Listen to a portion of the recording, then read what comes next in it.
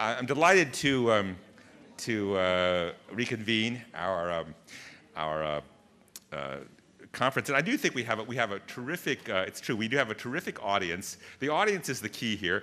We've got people who are into art and architecture, and then we got people who are into sort of logistics and sort of details and history. So this is good. So maybe it's like one of those things that shake hands with the architect next to you, or shake hands with the historian next to you. I think we'll do that. You know when you go to various meetings or services or things of that sort. I think we'll play that game at a certain point. If you find a sociologist and shake their hand, and then find a studio artist and be nice to them too. Anyway, I'm delighted to introduce our second keynote speaker, Mark Levinson, who is an economist and a journalist in New York, and also this is important, and I don't think is a history graduate student, also in New York. I think we have to say that. Okay, and yes, let's have a round of hands. and we'll get to that in a second, because you may think he's emeritus already, but no, he's just beginning. He's held staff positions for a couple decades at least, with The Economist, with Newsweek, and the Journal of Commerce. And he's written, I think he's the author of at least 2 books, or if not 3 before his current one. One is A Guide to Financial Markets, which I think was reissued, is that correct, recently? Another one is Beyond Free Markets, The Revival of Activist Economics. I think that first came out in 1988, probably a little bit hopeful, but maybe that'll happen. Okay, and another book, After Reagan, Confronting the Changing the World Economy. So he's been a writer, he's been a journalist, he's been involved in the world of New York commerce and finance. And then I first met Mark at the seminar of a labor historian, Josh Freeman, 3 or 4 years ago, and he was taking a graduate course at City University of New York. And as I understand it, this book, correct me if I'm wrong, sort of is a kind of came out of a seminar paper that you were writing, something of that sort. Sort of emerged out of the general chaos of grad school. The box, how the shipping container made the world smaller and the world economy bigger. And this is a phenomenon. This book is a phenomenon. It's an event. I realized this book, something was going on with this book when in the hallway, I met. Saw Kim Yasuda, who is a professor of studio art and art here at the IHC, and she had this book tucked under her arm, and it was dog-eared, it was underlined, and I said, what is going on here? That this book is being used, and sort of obviously used by a professor of studio art, and then, of course, when it appeared, it was reviewed by everybody. I mean, everybody's had something, could invest in this book. I mean, the Economist, the Business Press, the New York Review of Books, the Labor History. I mean, everybody, wants part of this book, and I think it's just indicative of a project, an idea that Mark had that really filled a vacuum that had to be filled, and once it was done, everyone said, why didn't I think of that, right? When it's a good book, you say, why, I could have written that book, All right. So I'm really delighted to have Mark here, and you take the stand.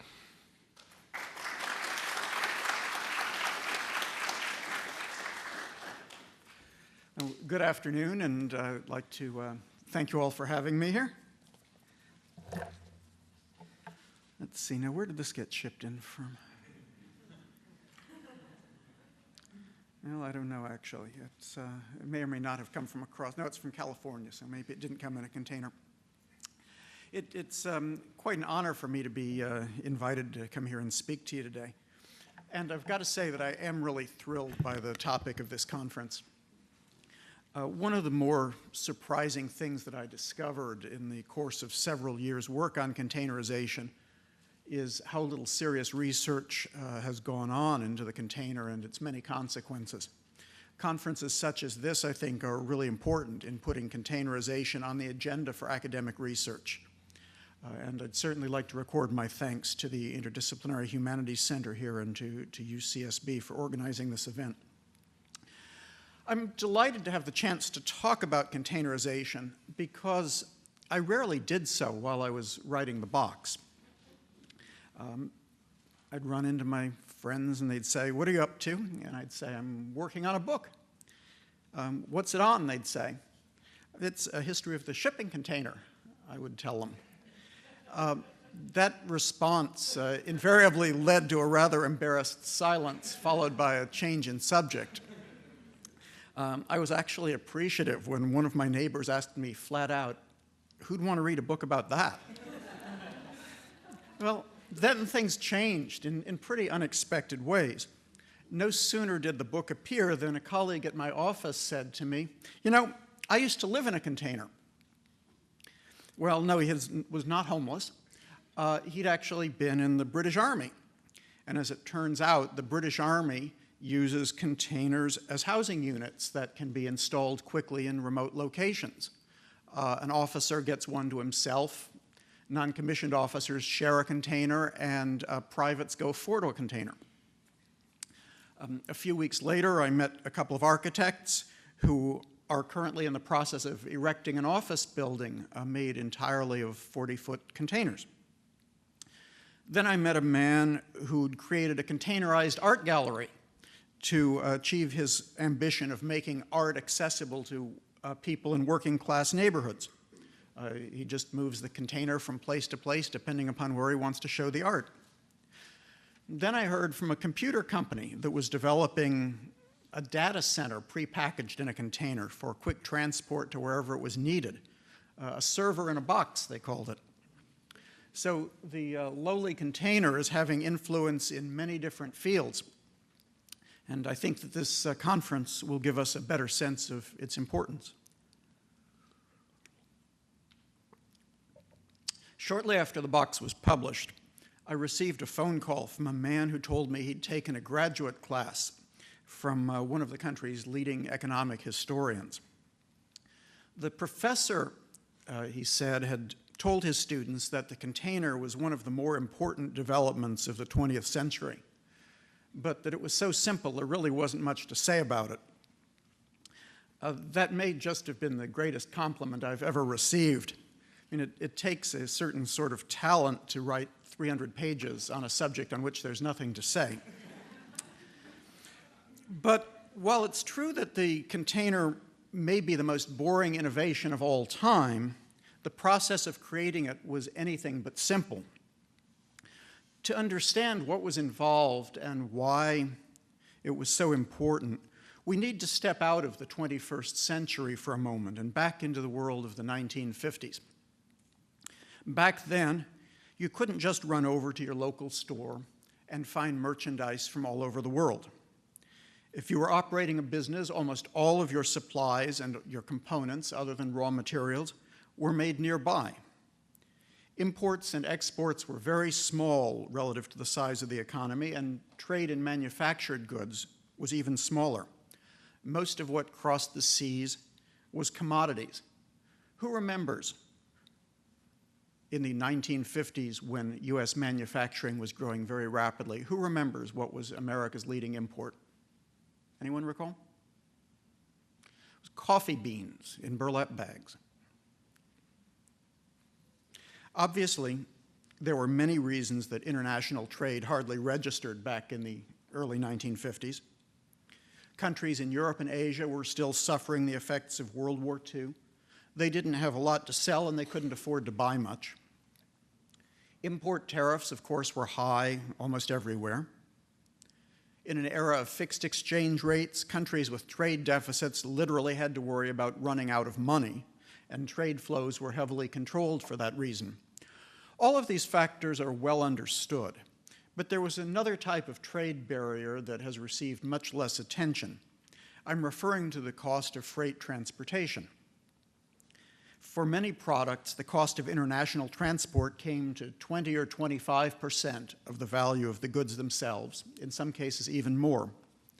Moving goods was so expensive that many goods were just not worth moving. Most of this cost was incurred on the dock, where veritable armies of dock workers required days and even weeks to load a single ship. There were 50,000 dock workers in New York City in the early 1950s, another 50,000 in London. That gives you an idea of the magnitudes here. Most of us in this room are too young to remember what freight transportation was like back then, but an unusual US government study offers us some help. The study concerned a ship called the Warrior, which sailed from Brooklyn to Bremerhaven in Germany in March of 1954.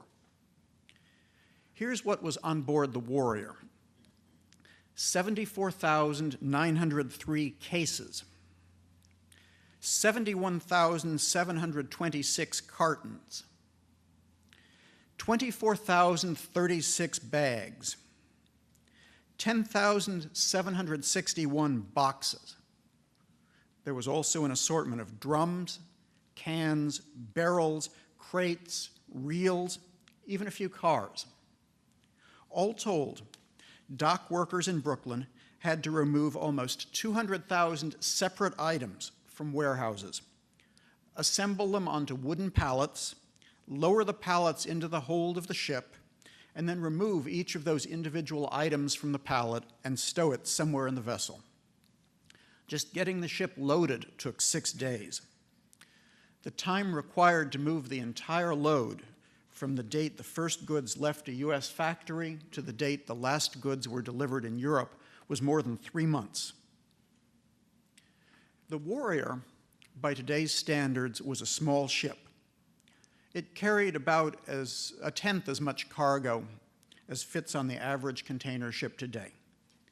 So here's a thought experiment for you. Imagine a vessel 10 times the size of the Warrior, carrying 10 times as much cargo, just the way the Warrior carried cargo. Imagine loading that ship with 749,000 cases, 717,000 cartons, 240,000 bags.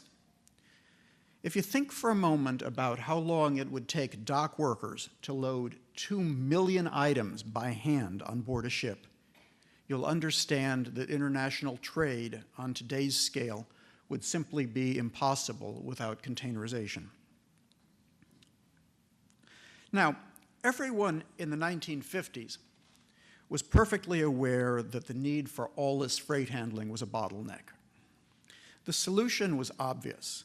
Instead of loading and unloading all of those cases and cartons and bags and bales every time cargo needed to be shifted from a train to a truck or a truck to a ship, why not just put a lot of packages into a container and move the container? The truth is that the idea of putting cargo into containers was not a new idea in the 1950s. Various railroads and ship lines had been doing it for the better part of a century in response to the high cost of handling cargo.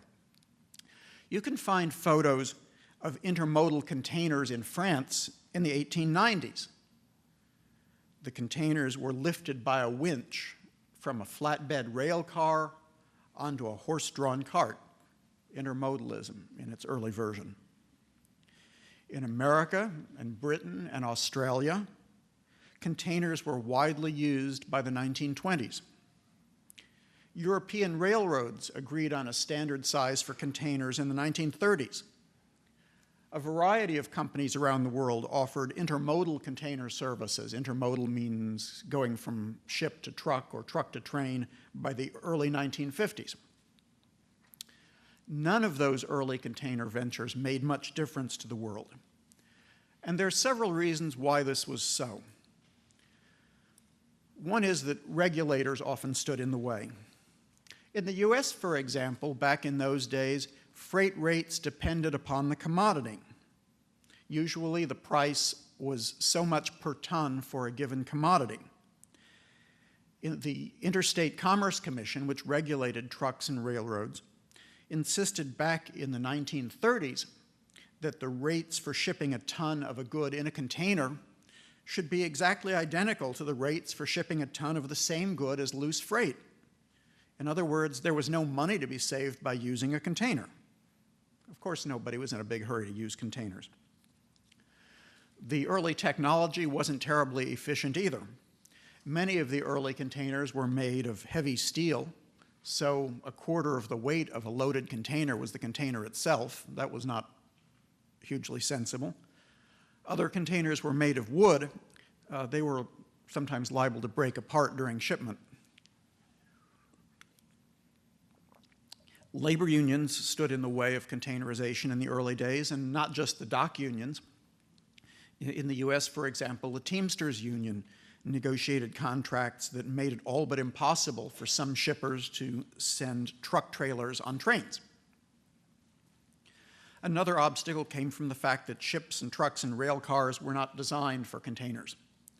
But probably the biggest reason containerization went nowhere in those early days, in my view, was that transportation companies themselves didn't want it to go anywhere. By and large, the transport industry saw containerization as a good thing so far as it would reduce costs, but a bad thing if it might increase competition. That's one reason that by the late 1950s, containers came in many different shapes and sizes. Sealand, the company created by the US trucking entrepreneur Malcolm McLean, used a 35-foot container. Matson Line, which served California and Hawaii, used a 24-foot container. One early system in Canada had 8-foot containers. Another system used in the Puerto Rico trade had containers that were 7 feet long. The New York Central and Missouri Pacific Railroads both had container systems, but they were totally incompatible. If you shipped a container from Texas to St. Louis on the Missouri Pacific, you couldn't move it on to New York on the New York Central, and you certainly couldn't move it on board a ship. These differences allowed each individual company to hold on to its customers, to protect its business, but it also meant that most shippers didn't really find containerization very useful. A shipper in Topeka could not fill a container and be confident that it would be delivered in Tokyo or even in Tacoma. This brief description of the obstacles explains why, in my view, Malcolm McLean deserves so much credit in the containerization story.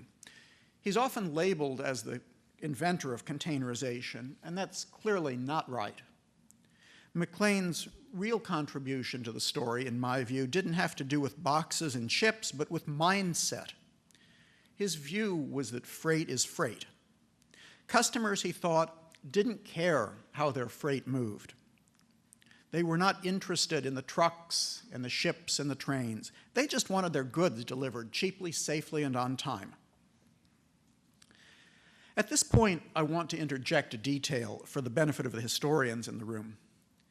In his older years, people frequently asked Malcolm McLean how he came up with the idea of the container. McLean recounted that when he was a truck driver, he'd started out driving his own truck in the 1930s. And McLean said that once he'd sat for hours at a pier in New Jersey waiting to unload bales of cotton on board a ship. And while he was sitting there, he thought to himself, wouldn't it be easier if we could just load the truck trailer on board the ship? This brainstorm supposedly developed into containerization 20 years later. Well, my own judgment is that this epiphany never occurred. As I've told you already, the idea of shipping goods in containers was around a long time before Malcolm McLean. But what has fascinated me is that even if this story isn't true, people love it. This reflects a widespread misconception about technological innovation. Readers really eat up the idea of the inspired genius, the bolt from the blue, the apple falling on Isaac Newton's head. They really like the idea that Malcolm McLean was sitting there at the dock one day and bang, he had the idea for the container. Explaining the reality that innovation occurs in erratic steps with one person building upon the work of other people is really a tough sell for the historian. But back to Malcolm McLean. As I've indicated, his most important contribution to the development of containerization was the insight that freight is freight. In 2007, this insight sounds pretty simple.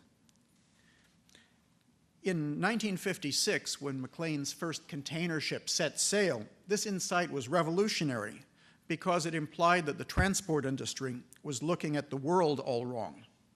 Back then, ship lines thought their business was shipping, railroads thought their business was railroading, truckers thought their business was trucking.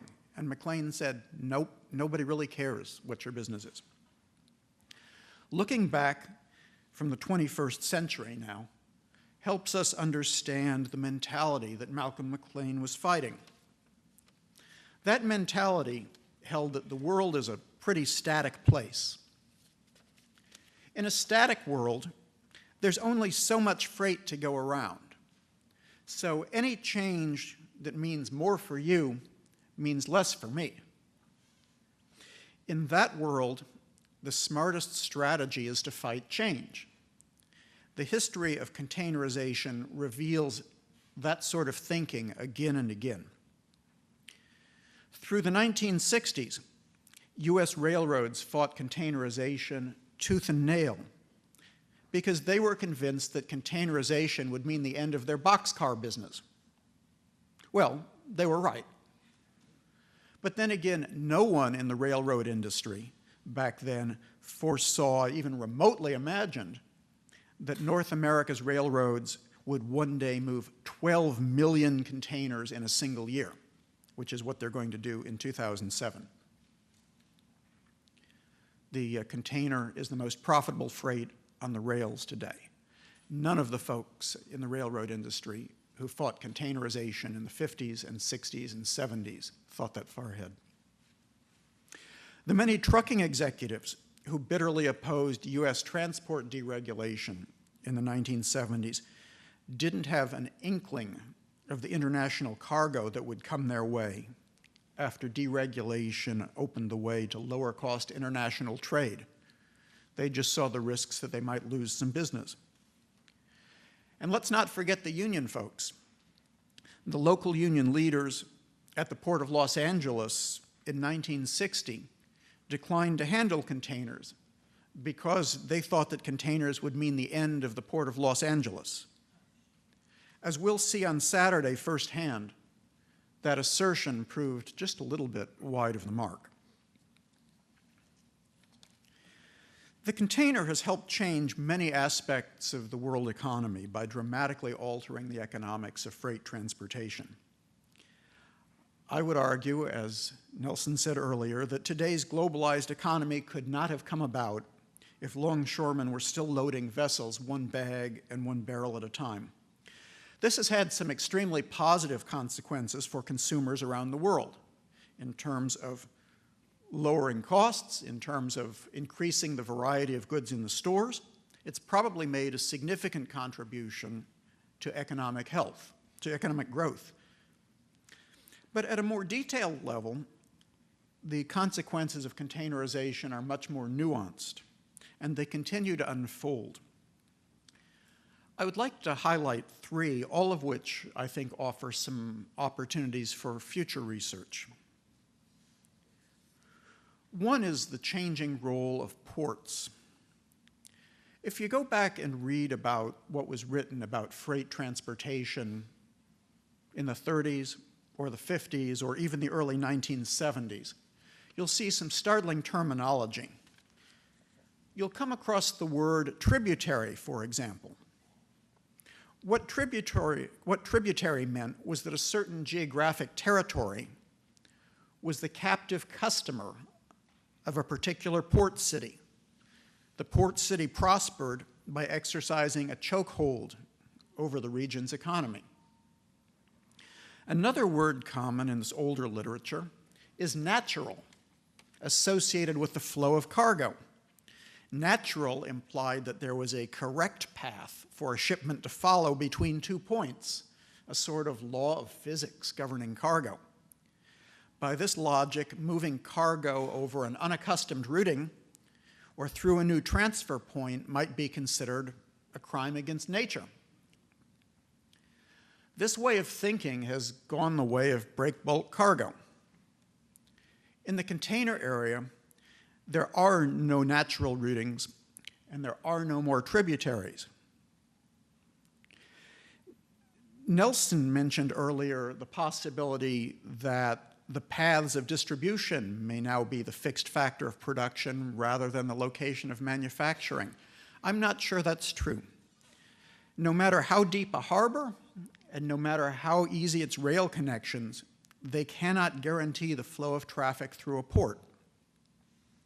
The customer, who's most likely a manufacturer or a retailer, has a container in Mumbai and wants to move it to Minneapolis.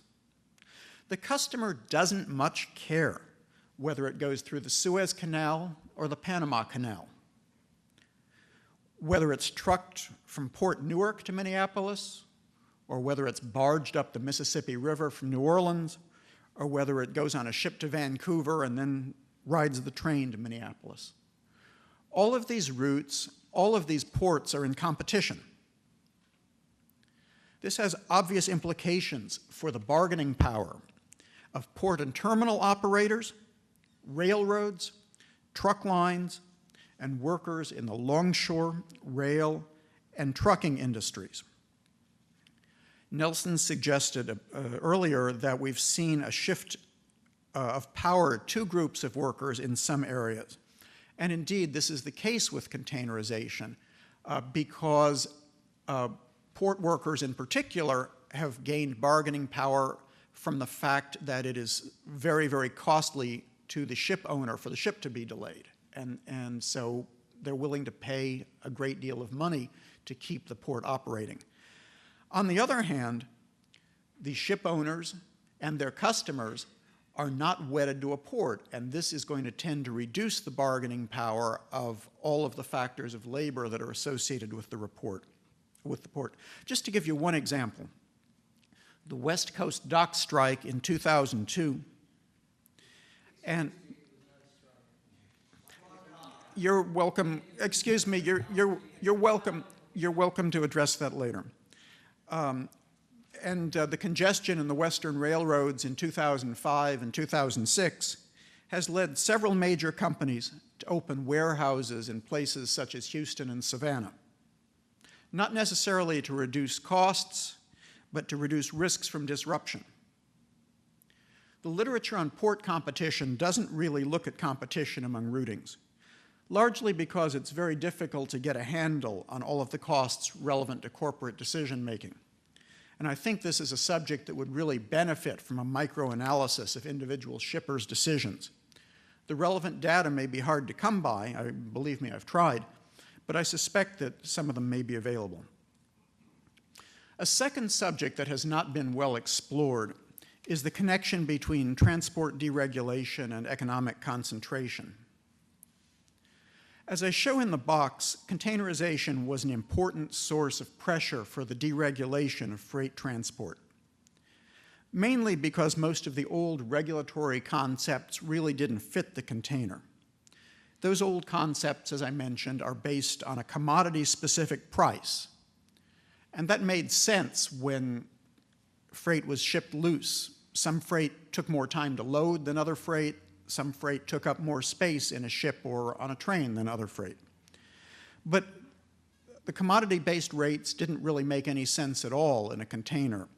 It costs just as much to load one container as another. And this really exerted a lot of pressure for the end of the old regulatory regime in which one had to apply to the Interstate Commerce Commission for permission to charge a specific rate. One result of deregulation is that most freight, and certainly most international freight, now moves under contract. This is an aspect of deregulation that really hasn't gotten much attention. Most people talk about rates themselves, but I'd argue that contracting, and particularly confidential contracting, is probably more important than the freedom to set rates. The terms of these contracts are undisclosed, so we really don't know who pays what to ship goods. My suspicion, however, is that deregulation benefits big shippers over small shippers in two ways. First, a company that's shipping 10,000 containers a month obviously has a lot more bargaining power with ship lines, truck lines, and railroads than a company that ships 10 containers a month. Second, when rates are secret, a big shipper that's constantly negotiating rates has better information about rates. It knows what current prices are, whereas a small shipper just doesn't go into the market very often. So the big shipper can bargain more intelligently. Both of these factors would seem to give big companies a significant competitive advantage against small companies. This is one of these ideas that makes perfect sense to me. So far, I haven't been able to prove it because the data, as I say, are hard to come by, but I hereby invite all of you to try to prove it. A third subject that's calling for attention, in my view, is the potential reshaping of supply chains due to changes in costs. And I'm going to point out several of these things. When environmental laws started coming into force in California in the 1960s and in the rest of the US in the 1970s, ports and ship lines basically got a free pass. So did railroads. Those days are now over. The current effort to reduce pollution at the ports of Los Angeles and Long Beach is expected to cost more than $10 billion. And other ports are undertaking similar initiatives. Those costs will be loaded on every container passing through the ports. Efforts to address climate change are inevitably going to make freight transportation more expensive. In the United States, we have a significant history of underinvestment in transport infrastructure, both public infrastructure and private infrastructure, which is serving to make freight transportation less reliable, and lower reliability means that shippers have to carry more inventory to protect against disruption. That's a cost too. So all of these factors are raising rates. Anecdotally, I hear a lot of stories now that manufacturers are moving some of their production from Asia to Mexico or even back to the United States in order to reduce supply chain risks and costs. I hope we'll have some research on sourcing strategies to explore this development. Will these rising costs reverse the trend to globalization that the container helped bring about? Well, I admit to being an economist, and I readily acknowledge that over the last half-century, economists have shown themselves to be singularly unskilled at evaluating the potential of containerization. One need only consider the foresight of the Harvard economists who opined back in 1959 that containerization would aid New York City's garment industry by making it cheaper to send clothing from New York to the South. Or you can think about the economists for a famous consulting firm who opined in 1967 that 5 container ships would suffice to move all of the trade between the United States and Great Britain. Or you can think about the economic analysts in the mid-1960s who said that container shipping would never work across the Pacific Ocean. The distances were just too great. With those unfortunate examples in the forefront of my mind, I would suggest that we face some significant questions about whether international trade can continue to grow at the rate that containerization has made possible. Trade has really thrived on the economies of scale in shipping. But as ships and ports get bigger, these economies may be turning into diseconomies. Security concerns are likely to raise shippers' costs. Environmental worries are making it harder to expand ports and rail yards. Rising wages and strong currencies across Asia are making exports less attractive. And of course, shipments that made economic sense when oil was $20 a barrel may not be viable at $80 or $100 a barrel. Expanding international trade in the future may not be as easy as it was in the past.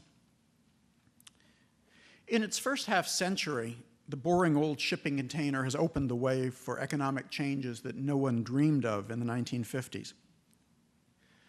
I think plenty more changes are yet to come, but I really am reluctant to offer a prediction. If there's one thing that we can learn for sure from the history of containerization, it's that we should be very humble when it comes to making forecasts. Thank you very much.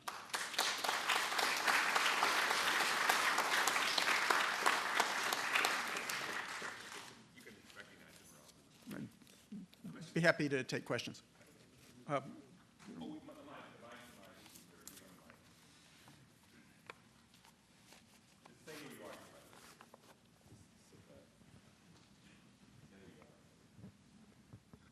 Thank you, Nelson.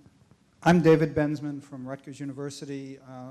I've really enjoyed being provoked by Mark Levinson and his book, and I had a few thoughts that I was wondering if he could help me to understand better. It seems to me that, you know, one aspect of the container revolution that you described has played itself out to a large extent, and I feel like we're stuck now with lack of implementation of the capacities for further improvements in freight movement the way the world was in the 50s. Which it seems to me that we have the capacity to process information that would make it possible to move freight a lot more quickly than it's moving now. But that technology, the computer software programs, and the way that they could link up different modes of freight transportation aren't being used very effectively. And I'm wondering if you could give us any insight into why the logistics industry worldwide is so slow to take advantage of the possibilities. Another example that's occurred to me is, it seems like after the Port of New York facilitated the revolution that you wrote about by helping to build the container port in Elizabeth, it's kind of retreated from that activist model and is now more interested in real estate development and turning the waterfront of New Jersey into a high-end real estate location than it is in keeping the Port of New York a world-leading logistics station. And I'm wondering if you could explain some of the things that stand in the way of, you know, economic change. Okay, a couple of good questions. On the first one, you know, when I talk at places where there are a lot of students around, I often offer them great ideas for making money. And here's one. We've got containerization. It's going great guns. It's done truly marvelous things for the world economy in many ways. There's some significant gaps. For example, no one has yet found an efficient way to use railroads for relatively short distance transportation. If you can figure that one out, there's a lot of money to be made. Okay?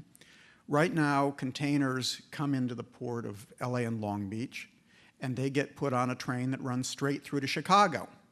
And it's a very efficient way to run operations. However, if the containers are going to Phoenix or Las Vegas, they don't get put on a train because the cost of loading and operating the train over short distances is really not competitive. And as a result of that, the highways are really littered with trucks that may not need to be there. This is an area where there just has been no technological innovation. I know that some folks at the railroads have basically thought about it and have given up. I'm not convinced that it's an area where there can be no innovation, but is really one of the things that is striking that no one anywhere in the world really uses the rail system very efficiently over short distances. And deregulation has not helped that at all. So that is one partial answer to your question. I want to talk for a sec about the ports.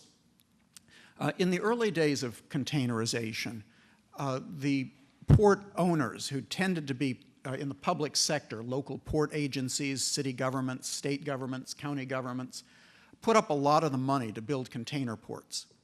These days, that is not happening, as was pointed out here.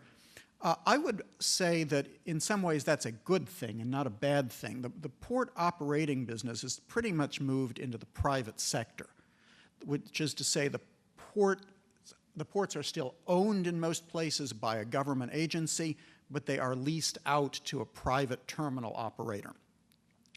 The reason that this is happening, there is twofold.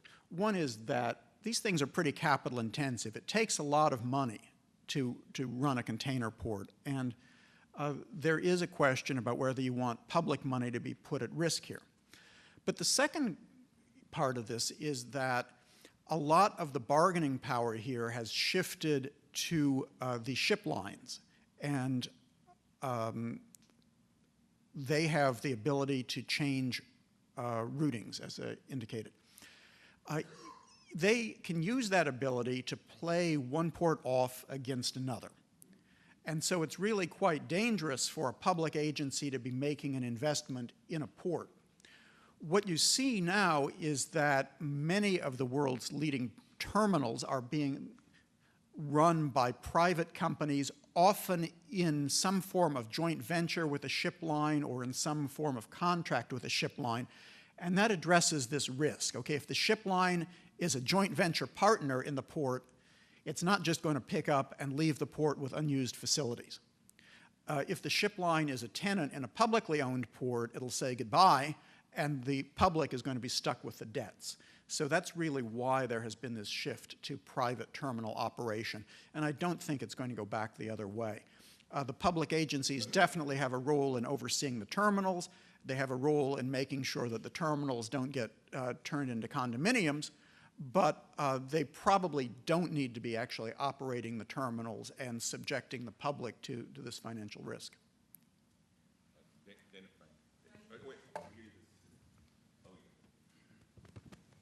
Many mics.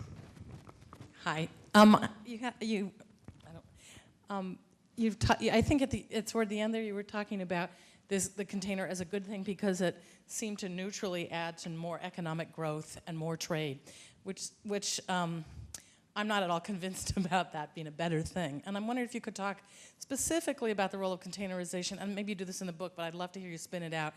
What you think the specific role of containerization in particular is in the global depression of labor standards. And we laugh at the example of the garments going, why they're not going to be able to go to the South, like as if how stupid they were. And of course it led to the containerization makes it possible for those garments to come from China or Honduras or Mexico, not necessarily Mexico, rather than from New Jersey or New York at union weights that people had fought for many years. So I'm wondering if you could just talk about what you think the specific role is of containerization in that global search for cheaper labor and lower environmental standards, and if that sheer volume that it unleashes, how big a factor you think that is?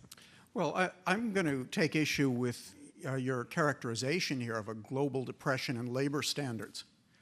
Okay. I would argue that for most workers in the United States, their labor standards are better now than they were when the container came on the scene. I would argue that for most workers in China, their labor standards are better now than they were when the container came on the scene. So I would dispute the notion that there has been a global depression in labor standards. I think it's very clear that the container benefited the world in terms of consumption, and I think it's very clear that the container has imposed costs on some people in the world economy by making production more mobile. It's certainly created some jobs. It's created a lot of jobs in areas that didn't exist so far. I mean, there are hundreds of thousands of people in this country who work in an industry known as logistics. Many of them work with computers and software. It's a pretty high-tech industry, actually. This was an industry that didn't exist before the container. On the other hand, it certainly created competition that was not there previously because of the cost of imports, and that has definitely hurt the U.S. manufacturing sector. But the economy is full of change. The economy always changes, and economic change always creates winners and losers. So I don't think that in that regard the container is different from most other forms of economic change. I think that people tend to get sometimes a little misty-eyed about how good things were in the good old days. Okay? Those folks, for example, who worked in the garment industry in New York City in the 1950s, or 1960s even, before we started getting containerized imports, they may have been union members. Their jobs paid horribly. They were well below the average for U.S. manufacturing workers. They had enormous turnover in those jobs because people hated working in that industry, so as soon as they could find a job that paid better somewhere else, they left it and went into a different line of work.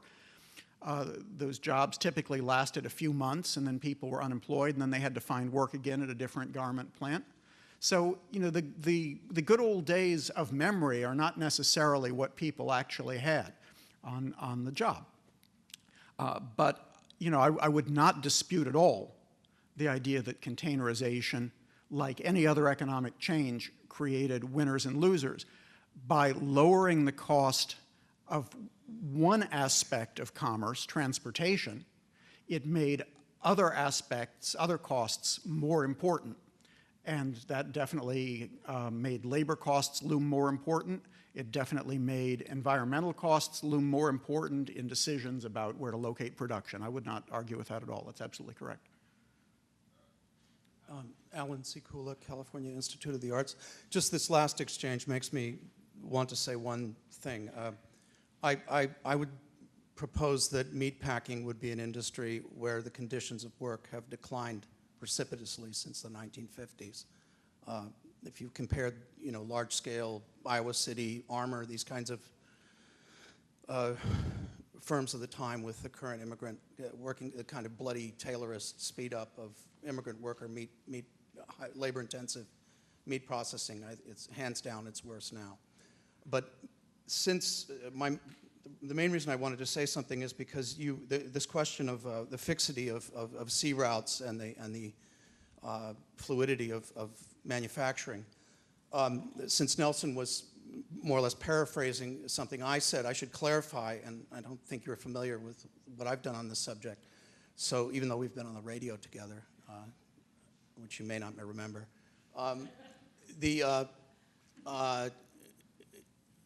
the point I was making is that the historical relation between land and sea has been reversed. That the sea always represented the problem of fluidity, of kind of untamable, even sublime fluidity. And so if we look back to, say, the first industrial revolution, factories pretty much had fixed sites. The sites were invented, were found in the Midlands in England, for example, and sea routes were unpredictable. Of course, steam brought in a level of predictability with sailing schedules. So in terms of long duration, or the longue durée, I think one can speak of this inversion. I absolutely agree with you that ports compete. And of course, they're all the fears. You know, the dock workers in Los Angeles fear that, San Quintin might become a kind of megaport dispatching feeder vessels. It's not clear what the future of Hong Kong will be with this kind of mad competition in China, but I think there is an issue here of the kind of irrationality and the non-planned character of this advanced capitalist system. It's a sort of issue that Robert Brenner talks about in his book, The Boom and the Bubble, which is that the rationality, and it's also something that's been understood by Marxist cultural historians like Lukács, that the rationality of a profession, say the logistics expert, is exercised within a kind of constrained sphere. But what isn't understood is the larger, interlockings of the pieces of the puzzle. So it's not clear in China, which has probably the most, what remains the most powerful command economy with some notion of central planning, sometimes admirable in a way, because of the population problems of distribution of resources, the sense that there is someone in charge, which isn't clear at all in the United States in terms of questions of logistics, for example. You have this sort of mad scramble of local bureaucrats, as far as I can understand it, to sort of make each port the great port. What happens to Hong Kong? What happens to Hong Kong with this immense capital investment? What happens when it's no longer necessary for Taiwanese capital to be filtered through Hong Kong in order to be invested in say in Shenzhen or in the South China sort of Guangdong province area? I mean, I've visited what were former sweatshops in Hong Kong, in the Port District, that are now empty. They had a stage where they had a tiny office with a fax machine that was basically sending orders that were coming in from, say, Kaohsiung or Taipei onto a factory in South China. And now those little front offices are closing, so you get a second order of dereliction. So what is the future of Hong Kong in terms of urban policy in China? So I think in the same way, when you make the point about the truck-train relation in terms of immediate or sort of near hinterland transport. Okay, it's extremely efficient for the shipping companies to allow a kind of anarchy of organization of local trucking and local delivery to exist, with something like 700 of these little trucking companies that keep changing their names, that hire immigrant drivers who buy beat-up used Freightliners with bald tires, you know, and hump these things back and forth for what turns out under the rubric of being owner-operators. This irrationality is profitable, right? So of course no one's going to come up with a train solution. It's also not clear physically that you can engineer, you know, train lengths in relation to dock sizes to distribute local cargo. Of course, the myth was produced with the production of with the building of the Alameda Corridor in Los Angeles that this was somehow going to take trucks off the street. It didn't, right? Because we know that the local transport is largely truck transport, and local means this huge consumer area that, you know, that is Southern California and the Southwest and the immediate Southwest. So I think there's this question of this sort of irrationality of the system that coexists with this highly rationalized distribution model. Well, you know, the phrase that you use, irrationality, you know, when people talk about rationality in economics, that usually means that they're trying to protect their profits against somebody else. And so you get a regulatory system that provides rationality, and it does it by reducing competition so that people can't enter, so that people can't innovate. When you have an increased level of competition, you have irrationality. There's no question about it. You have more churn, you have people going out of business, you have existing enterprises facing new levels of competition that they can't withstand. And we know that that is something that brings improved productivity and thereby economic growth, and B, that it has a lot of costs along the way. I don't think that those things are new. So I think irrationality is part and parcel of an economy that is growing. I would just point out, and I'm going to have to stop here, that we went in this country through probably 15 to 20 years of trying to figure out how to deregulate the transport industries without hurting anybody. Okay? Congress really, starting in the late 1940s even, started discussing deregulation. The phrase wasn't used then, but shippers wanted more flexibility to get freedom to ship with different carriers. They wanted more flexibility for their carriers to set rates. And there were great investigations about how this could be done while at the same time not hurting the truck lines and not hurting the railroads and not hurting the workers in those industries. And the result of that was that basically very little happened in deregulation because this problem was not solvable. Okay? If we were going to deregulate, if we were going to have innovation in this area, if we were going to have more competition and reduced prices, people were going to get hurt. There was no question about it, and that's exactly what happened.